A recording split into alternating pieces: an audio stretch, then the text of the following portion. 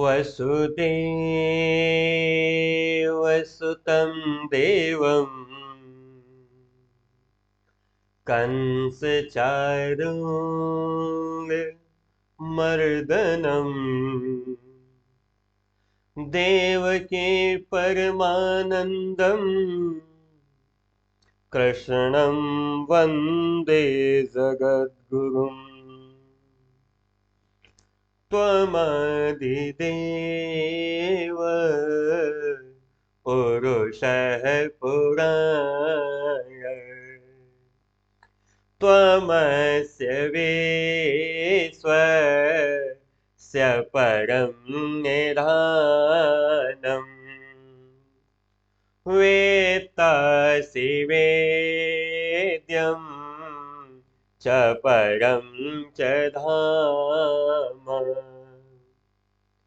त्वया ततं विश्वमनन्तरूप वायुर्यमोऽग्निर्वरुणः शशाङ्कः प्रजापतिस्त्वं प्रपितामहश्च नमो नमस्ते तु सहस्रकृत्वः पुनश्च भूयोऽपि नमो नमस्ते त्वमेव माता च पिता त्वमेव त्वमेव बन्धु च सखा त्वमेव त्वमेव वेद्या द्रविणं त्वमेव त्वमेव सर्वं मम देव देव त्वमेव सर्वं मम देव देव वन्दं गुरुपद पदुमपरागा सुरुचि सुबास सहित अनुरागा अमीय मोरिमय चूरन चारु समन सकल भवरुज परिवारु वन्दं गुरुपद पदुम परागा वन्दं गुरुपद पदुम परागा वन्दं गुरुपद पदुम परागा। एक बार भाव प्रेम से बोलिए वृंदावन बिहारी लाल की जय। आज का यह कितना सुंदर संयोग बना है कि हम जब यह पाठ प्रारंभ कर रहे हैं तो मैं वृंदावन से प्रस्थान कर रहा हूं। जी, मैं वृंदावन में ही खड़ा हूं। यद्यपि क्लास तो ये देवरिया से चल रही है, लेकिन मैं वर्तमान की बात अगर बताऊं अभी मैं वृंदावन में ही खड़ा हूं। और क्या सुखद संयोग है, आज लीला पुरुषोत्तम भगवान श्री कृष्ण की पावन कथा का अवसर प्राप्त है इस पाठ्यक्रम की वजह से। ये हमारे अनिवार्य संस्कृत खंड का अंतिम पाठ है, 11वां पाठ, दूत वाक्य। दूत की बात, दूत वाक्य मतलब दूत ने जो कहा। दूत कौन? दुर्योधन को समझाने को, भीषण विध्वंस बचाने को। दुर्योधन को समझाने को, भीषण विध्वंस बचाने को भगवान हस्तिनापुर आए, पांडव का संदेशा लाए। क्या था संदेशा?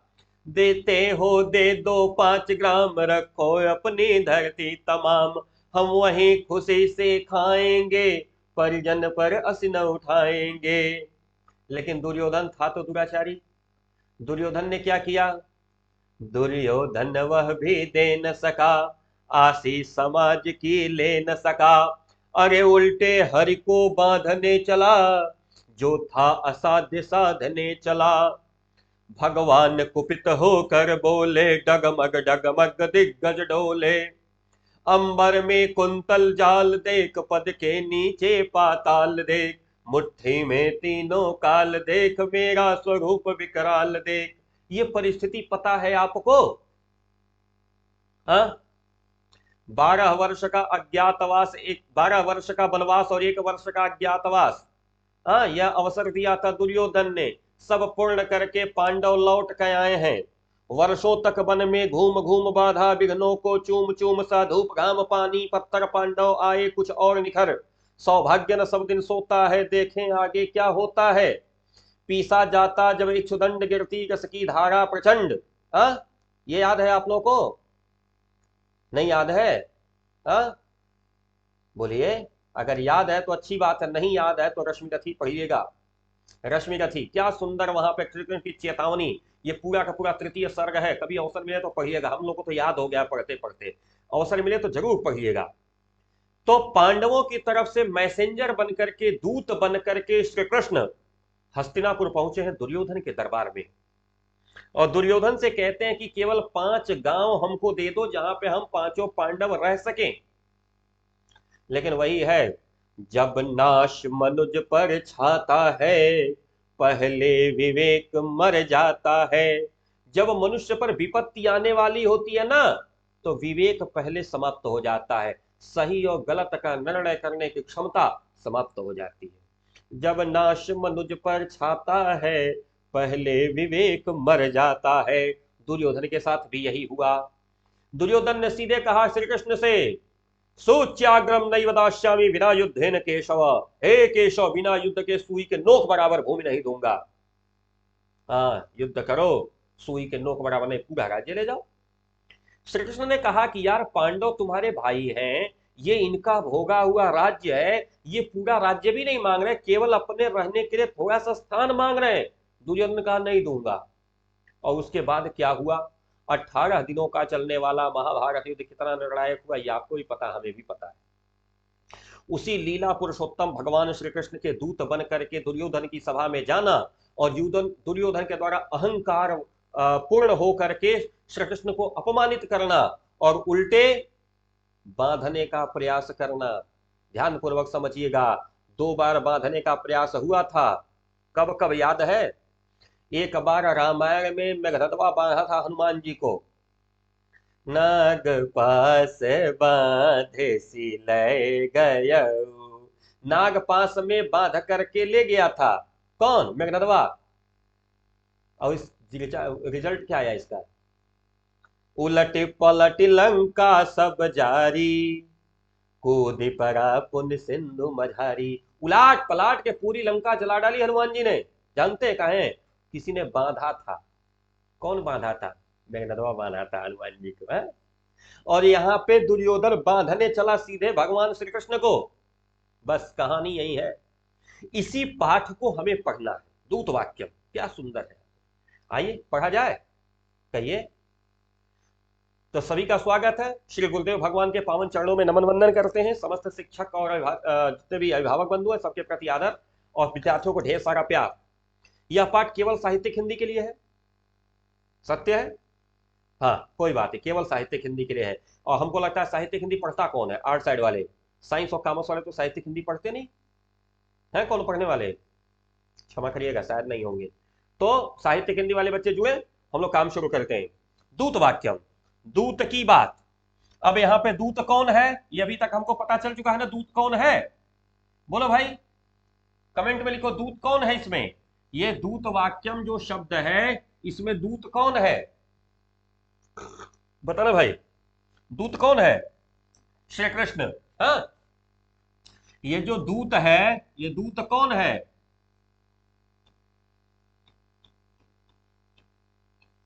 कौन है दूत भाई? चलिए शुरू करते हैं। अब ये जो मामला है, ये ध्यान दीजिएगा, ये कन्वर्सेशन टाइप का दिखाई दे रहा है। दरअसल ये जो है ना, ये है नाटक। ये क्या है? यह एक नाटक है जिसका स्टेज पर मंचन किया जा रहा है। ये जो लिखा गया है ना, ये नाटक लिखा गया है, जिसका मंच पर जैसे हम लोग 15 अगस्त 26 जनवरी वार्षिकोत्सव समारोह में नाटक करते हैं ना, बस वैसे नाटक है, उसी की स्क्रिप्ट है ये, डायलॉग्स। अब आप इसको पढ़िए साथ साथ। कांचुकीय सबसे पहले बोलता है। ये कांचुकीय कौन है? कांचुकीय है सेवक, नौकर। कांचुकीय कौन है? नौकर, सेवक, यानी वह प्रहरी जो गेट पर खड़ा रहता है, दरबान, चौकीदार। समझ में आ गई बात? प्रहरी, सेवक, दरबान, चौकीदार कह सकते हैं। कांचुकीय सबसे पहले बोलता है। क्या बोलता है? भो भो प्रतिहाराधिकृता, भो भो प्रतिहारा अधिकृता, महाराजो दुर्योधन समाज्ञापयति अद्य सर्वैः पार्थिवैः सह मंत्रयितुमिच्छामि तदा हूयन्ताम सर्वे राजानः इति। भो भो प्रतिहाराधिकृता, हे राजाओं, भो भो, हे, भो माने होता है हे, प्रतिहारा अधिकृता, राजागण, हे राजाओं। यानी मंच पर बहुत सारे राजा बैठे हैं, उनको संबोधित करते हुए सेवक बोलता है, हे राजाओं, महाराज दुर्योधन आज्ञा देते हैं, यानी महाराज दुर्योधन कहते हैं कि अद्य, आज, सर्वैहि, सभी, पार्थिवैहि, राजाओं के साथ, मंत्रयितुम इच्छामि, मंत्रणा करने की इच्छा है। सह माने साथ। हे राजाओं, महाराज दुर्योधन आज्ञा देते हैं, यानी महाराज दुर्योधन कहते हैं कि आज सभी राजाओं के साथ मैं मंत्रणा करूंगा, बातचीत करूंगा। तदा हुयंताम सर्वे राजानः इति, इसलिए सभी राजाओं को यहां बुलाया गया है। कांचुकीय यानी सेवक चिल्ला के कहता है, हे राजाओं, ध्यानपूर्वक सुनिए, महाराज दुर्योधन की आज्ञा है कि आज सभी राजाओं के साथ मैं मंत्रणा करूंगा, बातचीत करूंगा, इसीलिए सभी राजाओं को यहां बुलाया गया है। परिक्रम्य अवलोक्य, परिक्रम्य घूम करके देखता है, होता है ना, मंच पे कहा गया ना, घूम के इधर उधर देखता है, और जैसे ही देखता कहता है, अरे अयम महाराजो दुर्योधन इति एवाभिवर्तते, अरे महाराज दुर्योधन भी इधर ही आ रहे हैं। कांचुकीय मंच पे सारे राजा बैठे हैं, जाके सबको चिल्ला के सुनाया, सुनिए सुनिए राजाओं, महाराज दुर्योधन आज्ञा देते हैं कि आप सभी के साथ आज बैठक करेंगे, इसीलिए सबको बुलाया गया है। और तब तक घूम के इधर उधर देखता कहता, अरे महाराज दुर्योधन भी इधर ही आ रहे हैं। क्या कहा? अरे ये महाराज दुर्योधन भी एवाभिवर्तते, अरे महाराज दुर्योधन भी इधर ही आ रहे हैं। ततः प्रविशति, तब प्रवेश करता है, यथा निर्दिष्टो दुर्योधन, जैसा निर्देश दिया गया दुर्योधन, तब जैसा निर्देश दिया गया, यथा निर्दिष्ट, जिस प्रकार निर्देशित किया, यानी जो नाटक का डायरेक्टर था, मंच सज्जा करने वाला व्यक्ति, जैसा बताया उसी हिसाब से दुर्योधन प्रवेश करता है। ततः प्रविशति, तब प्रवेश करता है, यथा निर्दिष्टो, जिस प्रकार निर्देश दिया गया दुर्योधन, यानी दुर्योधन, तब जैसा बताया गया, मतलब जिस तरह से निर्देशित किया गया होगा, तो दुर्योधन वैसे ही टहलते हुए प्रवेश करता है। कांचुकीय बोलता है, जयतु महाराज, महाराज की जय हो, जयतु महाराज, महाराज की जय हो। किसको बोला? बोलिए, ये कांचुकी किससे बोला है? महाराज की जय हो, दुर्योधन से बोला है। क्यों? क्योंकि सभी लोग दुर्योधन की सभा में बैठे हैं। कहा, जयतु महाराज, महाराज की जय हो। महाराज शासनात्, महाराज के आदेश से, यानी आपके आदेश से, महाराज आपके आदेश से, समानीतम, बुला दिया हूं, सर्वम राजमंडलम, समस्त राजाओं के समूह को, जितने राजा हैं सबको मैंने बुला दिया है। महाराज आपके आदेश से मैंने समस्त राजाओं को इकट्ठा कर दिया है, समानीतम, इकट्ठा कर दिया है, बुला दिया है। दुर्योधन कहता है, सम्यक कृतम, बिल्कुल ठीक किया, सम्यक कृतम, ठीक किया। कांचुकी कहता है, महाराज की जय हो, आपके कहने के अनुसार सभी राजाओं को मैंने बुला दिया। दुर्योधन कहता है, सम्यक कृतम, ठीक किया। प्रविष्टुम अवरोधम, ठीक है, अब तुम रनिवास में जाओ। अवरोधम, रनिवास, रानियां जहां रहती हैं वहां जाओ, रनिवास में जाओ। ठीक, अब तुम रनिवास में जाओ, तुम्हारा काम खत्म। अब तुम कहां जाओ? रनिवास में जाओ। क्या कहा दुर्योधन ने? ठीक किया, बुला दिया ना, अब मैं बातचीत करूंगा। अब हम लोग बातचीत तो तुम सुनोगे नहीं, एक काम करो, तुम रनिवास में जाओ। कांचुकी कहता है यद्य आज्ञापित महाराज, जैसी आज्ञा महाराज, यद्य आज्ञापयति महाराज, जैसी आज्ञा महाराज, निष्क्रांत निकलता है, पुनः प्रवेश्य अब पुनः प्रवेश करता है, निकल करके अब फिर प्रवेश करके, जैसे जैसे ही दुर्योधन ने कहा बिल्कुल ठीक किया अब तुम रनिवास में जाओ, कहता जो आज्ञा महाराज, और कह के निकलता है, अब फिर प्रवेश करके बोलता है जय तु महाराज, महाराज की जय हो। दुर्योधन ने क्या कहा था, तुम जाओ रनिवास में, तो कांचुकी निकला तो मंच से बाहर, ले फिर प्रवेश करके बोलता है महाराज की जय हो। एष खलु, अरे एष खलु, अरे ये पांडव स्कंधावारात, स्कंधावार कहते हैं शिविर को, कैंप को, पांडवों का जो शिविर लगा है ना, हा? क्या कहा, अरे पांडवों के शिविर से दौत्येन आगतः, दूत के रूप में आए हैं पुरुषोत्तम नारायण, पुरुषोत्तम नारायण।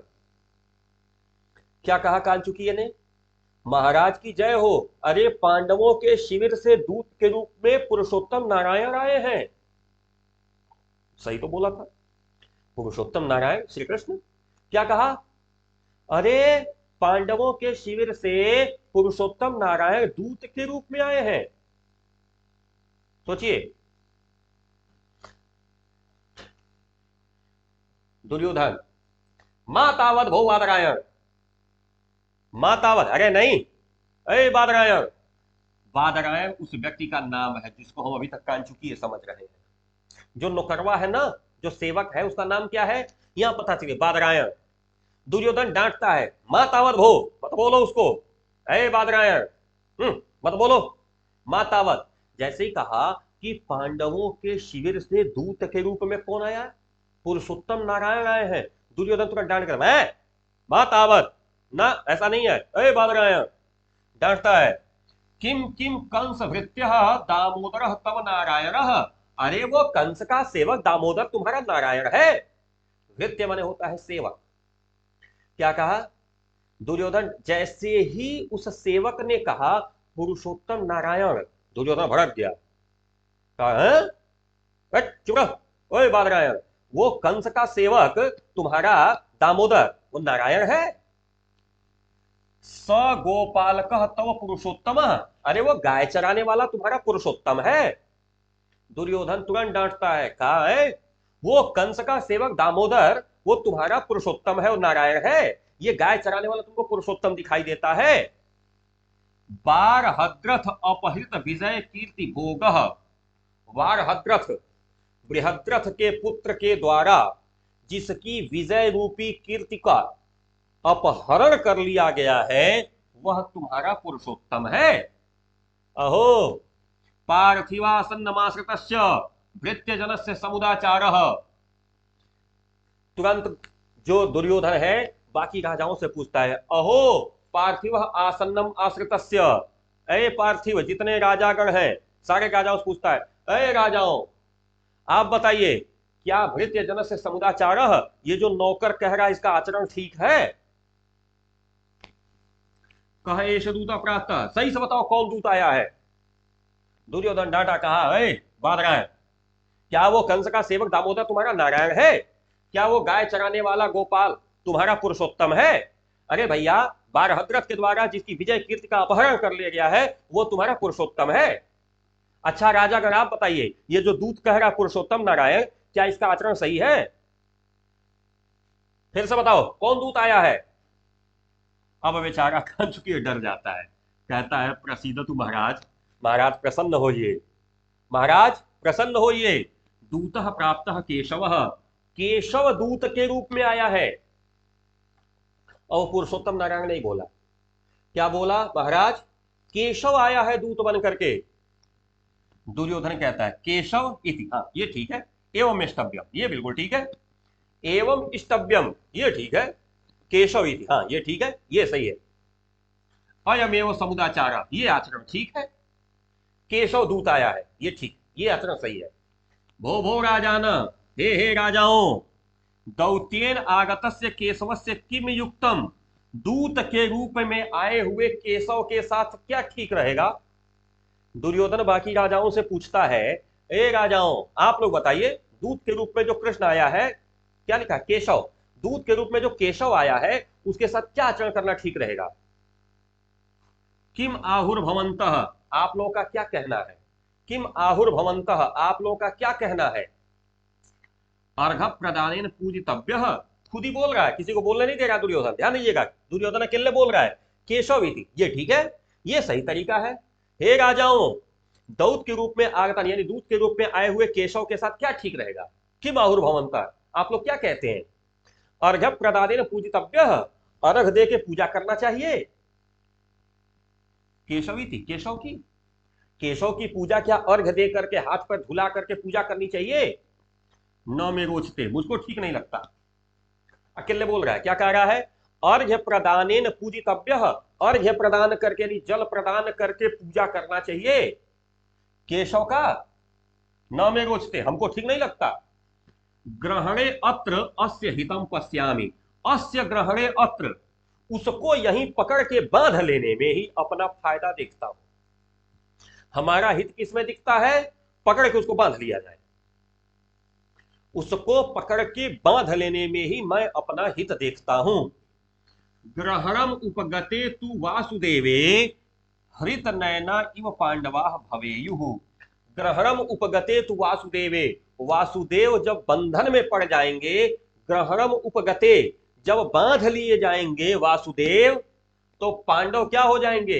हृत नयना भवेयुः, बिना आंखों के हो जाएंगे, क्योंकि यही कृष्ण उन सबों को समझाते हैं।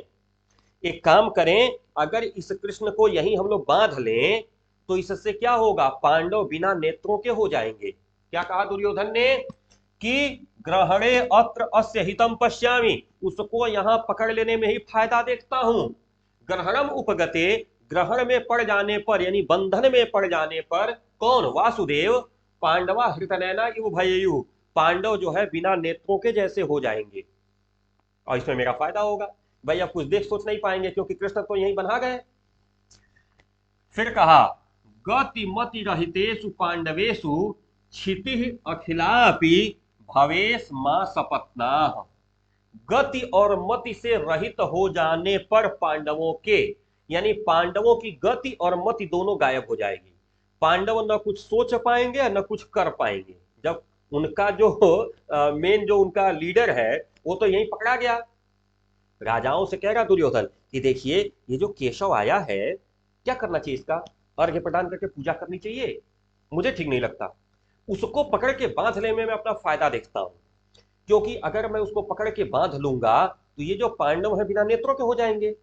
हाँ, और गति और मति से रहित होकर के, यानी बुद्धि, मति माने बुद्धि और गति माने व्यवहार, यानी बुद्धि भी उनकी गायब और व्यवहार भी उनका गायब, कृष्ण यहां बना जाएंगे। तो इसके क्या होगा?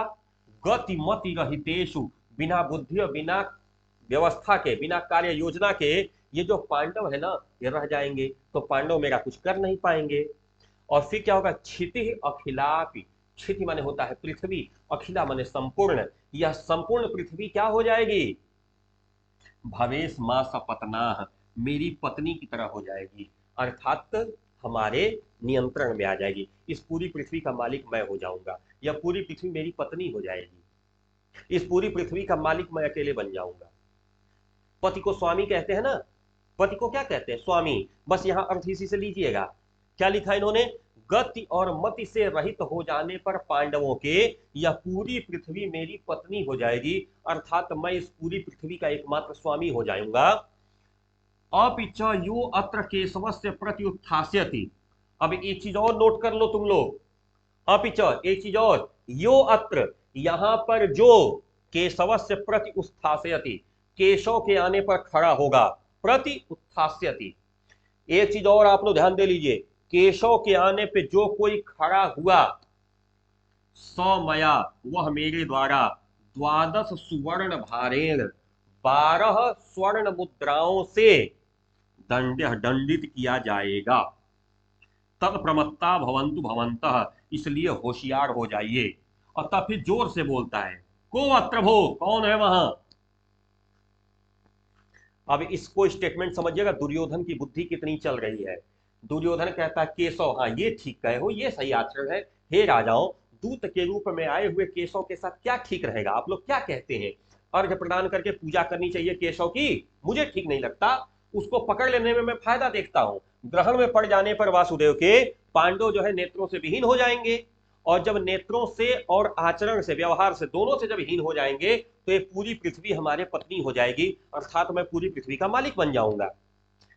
अब ये चीज और नोट कर लो, यहां तुम सब लोग बैठे हो, यदि कोई केशव के आने पर खड़ा हुआ तो वह मेरे द्वारा 12 स्वर्ण मुद्राओं से दंडित किया जाएगा। यानी केशव प्रवेश करेगा, अगर तुम में से कोई खड़ा हुआ तो सबको 12-12 स्वर्ण मुद्राओं की पेनाल्टी लगेगी, जुर्माना लगेगा। अच्छा देखो, हमारे जीवन में क्या होता है, कोई श्रेष्ठ व्यक्ति हमारे घर आता है तो हम बैठे बैठे उसका प्रणाम स्वीकार करते हैं, आखिर खड़े होकर अभिवादन करते हैं? कमेंट में लिखिए, क्या करते हैं? खड़े होकर अभिवादन करते हैं ना। यहां दुर्योधन सबको मना कर रहा है, कह रहा कोई खड़ा नहीं होगा, ताकि कृष्ण की बेइज्जती की जा सके। भाई कृष्ण प्रवेश करेंगे, अब कोई राजा खड़ा नहीं होगा तो कृष्ण का अपमान हुआ ना, ये यही दुर्योधन करना चाहता है। तो दुर्योधन ने कहा यहां कोई राजा, ध्यानपूर्वक यहां से लेकर यहां तक बता रहा हूं, अगर केशव के आने पे आप में से कोई खड़ा हुआ तो मेरे द्वारा 12 स्वर्ण मुद्राओं का जुर्माना उसके ऊपर लगेगा। और फिर जोर से चिल्लाता है, को अत्र भो, कौन है वहां? आगे बढ़ते। कांचुकी ये कहता है, जय तु महाराज, महाराज की जय हो, यानी मैं ही हूं। जैसे दुर्योधन चिल्ला कोई है वहां, को अत्र भो, कौन है वहां? तो तुरंत कांचू कहता है जय तु महाराज, महाराज की जय हो, माने हम हैं यहाँ पे। डायरेक्ट नहीं कह रहा मैं हूं, कहा महाराज की जय हो, अर्थात सुन लीजिए कि मैं यही हूं। दुर्योधन कहता है बादरायण, ए बादरायण, आनियताम, ले आओ, सह, उसको, विहग वाहन मात्र विस्मितो दूतः, पक्षी, विहग माने होता है पक्षी, पक्षी रूपी वाहन पर बैठ करके घमंडी होने वाले उस दूत को। अच्छा, श्री कृष्ण का वाहन जानते क्या है?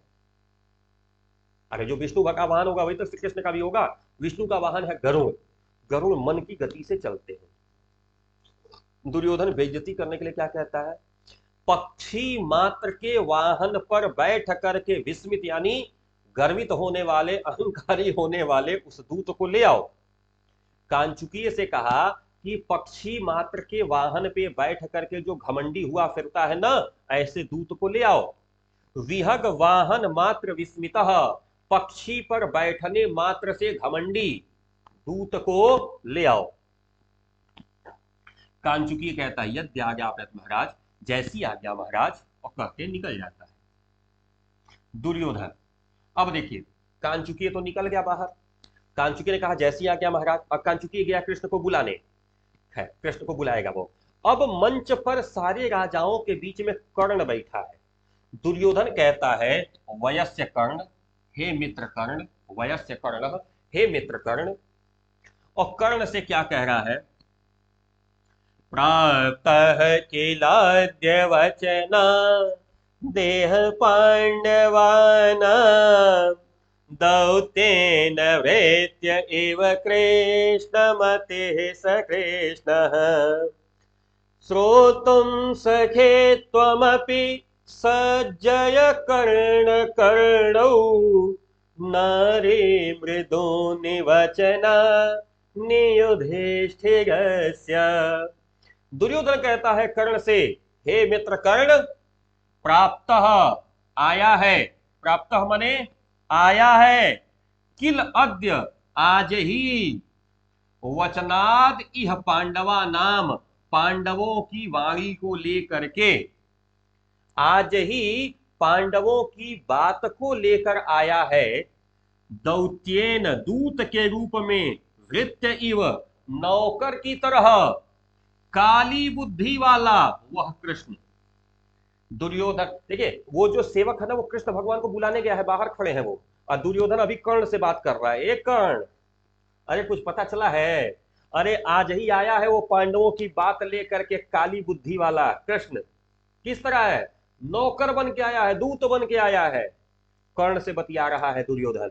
क्या कहा? आज ही प्राप्त हुआ है वचन के रूप में, पांडवों के दूत के रूप में, सेवक के समान काली बुद्धि वाला वह कृष्ण। श्रोतुम सखे, हे मित्र सुनने के लिए, श्रोतुम सखे, हे मित्र सुनने के लिए, त्वमपि तुम भी, सज्जय कर्ण कर्णौ, हे कर्ण, कर्णौ दोनों कानों को सजा लो। यमक अलंकार लगा है यहां देखिएगा, यह कर्ण जो है कर्ण का नाम है, और कर्णौ आया है द्विवचन में। हाँ समझिएगा, क्या कहा, हे मित्र कर्ण सुनने के लिए अपने कानों को तैयार कर लो, त्वमपि तुम भी, क्या, नारी मृदोनी, नारी के समान मुलायम, स्त्री के समान मुलायम युधिष्ठिर के वचनों को। अब इस श्लोक का पूरा अर्थ निकालिएगा कि पांडवों के वचनों को लेकर आज ही आया है दूत के रूप में, सेवक के समान वह काली बुद्धि वाला कृष्ण। हे मित्र कर्ण तुम भी सुनने के लिए अपने कानों को तैयार कर लो युधिष्ठिर के स्त्री के समान मुलायम वचनों को। ये दुर्योधन कह रहा है कृष्ण से, कर्ण से। दुर्योधन ने कर्ण से यह बातचीत की, ठीक है।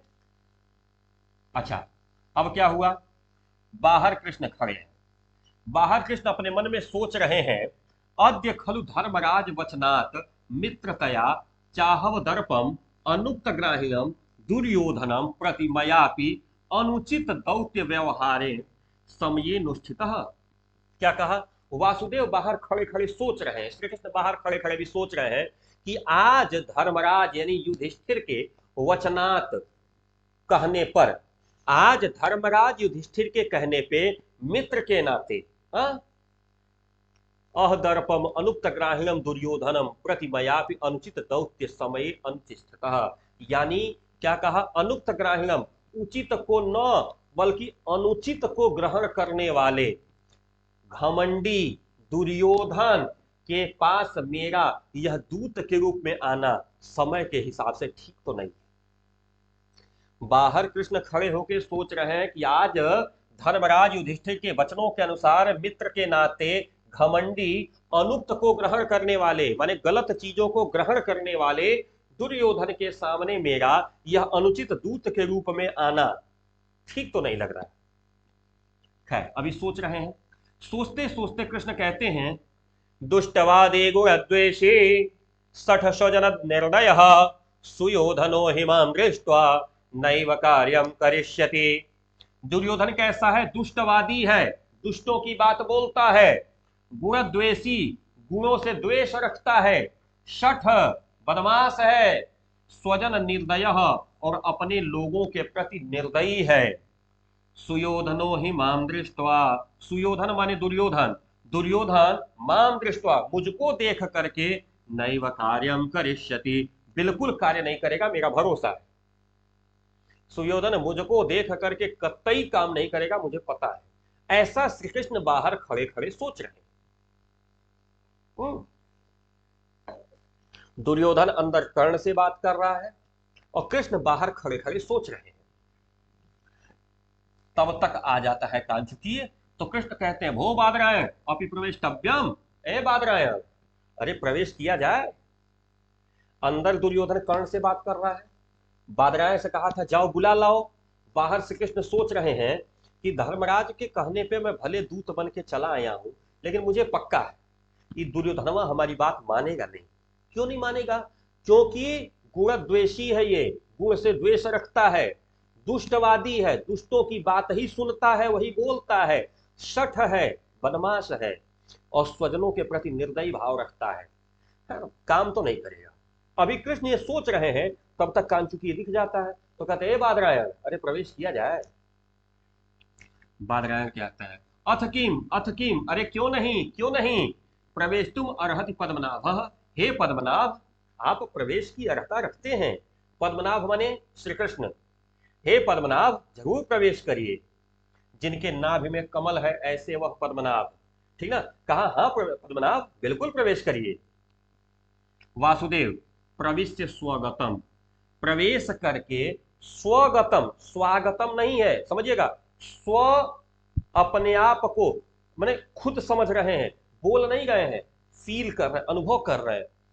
कथम कथम माम दृष्ट्वा संभ्रांता सर्वे क्षत्रियाः। अरे क्यों मुझको देख करके सभी क्षत्रिय संभ्रांत यानी खड़े हो गए। देखो दुर्योधन डांटा था ना कि कोई खड़ा नहीं होगा, सबको 12-12 स्वर्ण मुद्राओं का दंड देंगे, लेकिन कोई असर नहीं पड़ा। जैसे ही कृष्ण प्रवेश किए सभी राजागण खड़े हो गए। क्यों खड़े हुए मालूम है? जैसे ही पितामह भीष्म खड़े हो गए, तो ये बताओ जब भीष्म खड़े हो जाएंगे तो कौन राजा बैठा रहेगा? आपके घर में थोड़ा सोचिए, पिताजी खड़े हो जाए तो आप लोग बैठे रहेंगे? हाँ, स्कूल में आप जाइए बैठे रहिए, प्रिंसिपल साहब के ऑफिस में आप बैठ जाएंगे, खड़े रहेंगे, क्या करेंगे बताओ?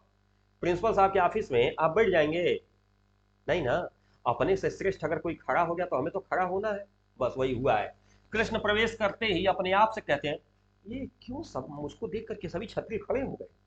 अपने आप से बोले, ये सभी क्षत्रिय सभी राजा क्यों खड़े हो गए। प्रकाशम जोर से बोलते हैं, अरे अलम अलम संभ्रमेण, अरे ठीक है ठीक है ठीक है, हो गया हो गया हो गया। स्वैरम आसताम भवंतः, अपने अपने आसन पर बैठिए। हाँ ठीक है हो गया, अपने अपने आसन पर बैठिए। श्री कृष्ण जैसे ही प्रवेश करते हैं अपने आप से कहते हैं, अरे ये हमको देख करके सभी ये राजा का खड़े क्यों हो गए। संभ्रांता मतलब खड़े क्यों हो गए। फिर जोर से कहते हैं, अरे हो गया समझ गया समझ गया, सभी लोग अपने अपने आसन पर बैठिए। दुर्योधन चिल्लाता है, कथम कथम केशव दृष्ट्वा संभ्रांता सर्वे क्षत्रिया। अरे सभी क्षत्रिय लोग कहां खड़े हो गए केशव को देख करके। अलम अलम संभ्रमेण, संभलिए। स्मरणीय पूर्वमाश्रावितो दंड ननु अहम आज्ञाप्ता, जो पहले में सुनाया गया था उस दंड को याद करिए जो मैंने अभी आज्ञा किया था। दुर्योधन कहता डांटता है, कथम कथम केशव दृष्ट्वा संभ्रांता सर्वे क्षत्रिया। कथम कथम किस प्रकार से केशव को देख के सभी क्षत्रिय खड़े हो गए। अलम अलम संभ्रमेण, जल्दी संभल जाइए। स्मरणीय, याद करिए। पूर्व आश्रावितो दंड, पूर्व में सुनाया गया दंड। ननु अहम आज्ञाप्ता, जो मैंने सुनाया था। वासुदेव कहते हैं दुर्योधन से, दुर्योधन सभी राजाओं को डांटता है, कैसे खड़े हो गए। दुर्योधन डांटते हैं, ओ सुयोधन किम भगसी, ए सुयोधन क्या बकते हो। भगसी माने बकते हो।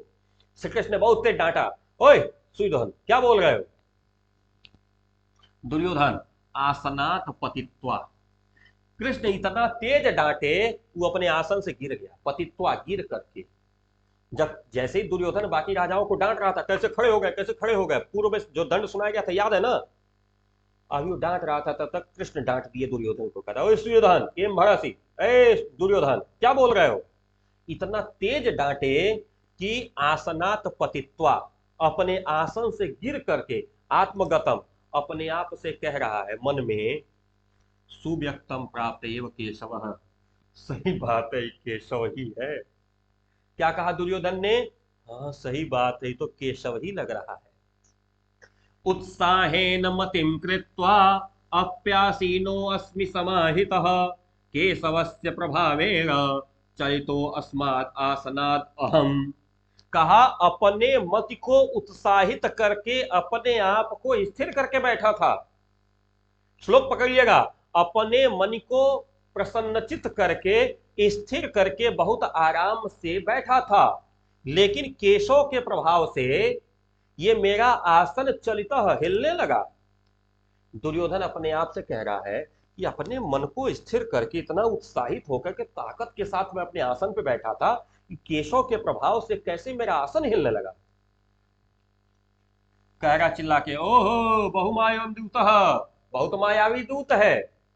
ये नहीं देख रहा है, देखो फील तो अंदर से हो गया उसको कि जरूर मामला है, लेकिन फिर भी समझा रहा है लोगों को और अपनी फीलिंग छुपा रहा है। कहा ओ बहुमायोयम दूत, बहुत मायावी दूत है।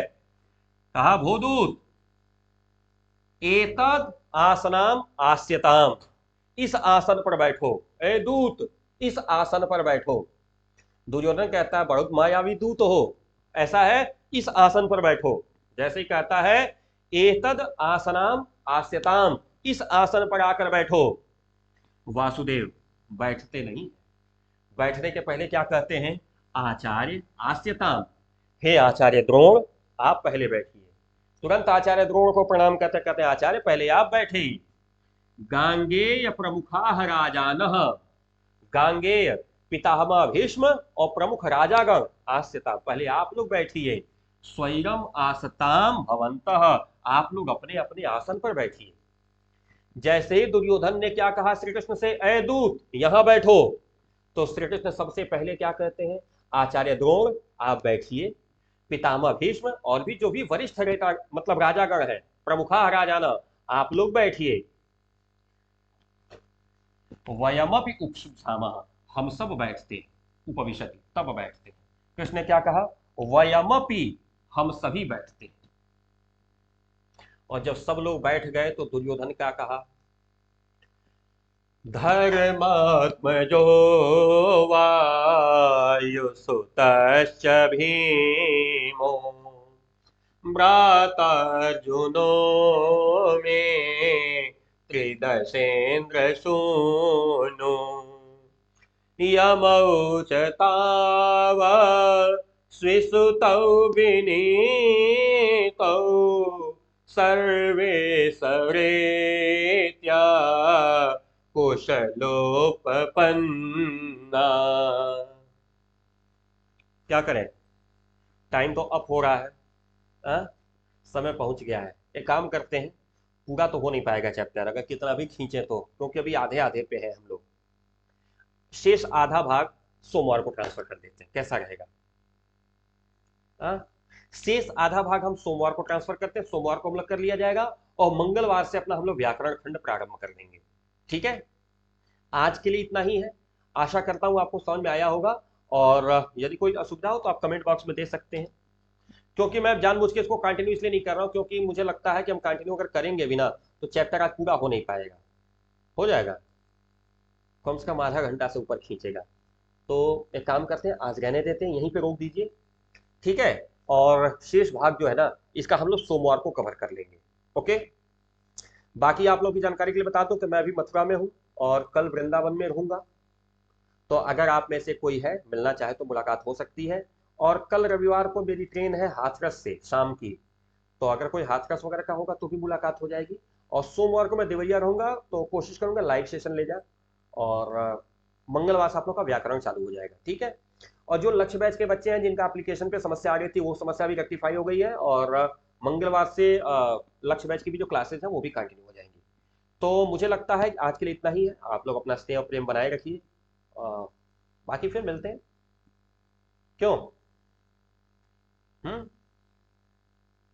तो सेशन अच्छा लगा होगा तो प्लीज लाइक कर लीजिएगा, दोस्तों के साथ शेयर करिएगा, और यहां से इस श्लोक से हम लोग कंटिन्यू करेंगे खुद। ठीक है, तब तक के लिए सादर नमस्कार, सत श्री अकाल, जय हिंद।